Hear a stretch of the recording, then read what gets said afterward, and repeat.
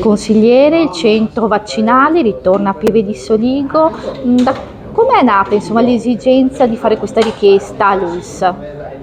È nata a seguito di quelle che sono state un po' le soppressioni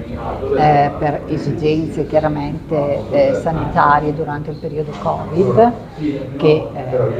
pregiudicavano chiaramente l'efficienza di tutto il sistema sanitario, e adesso, una volta che insomma questa epidemia si è conclusa, è opportuno considerare che questo servizio ritorni presso la nostra realtà, proprio perché il nostro centro vaccinale è stato anche un centro storico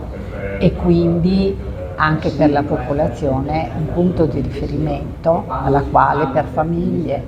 e quindi minori, ma anche per anziani, rappresenta sicuramente un grosso vantaggio anche ai fini proprio di adesione alla vaccinazione.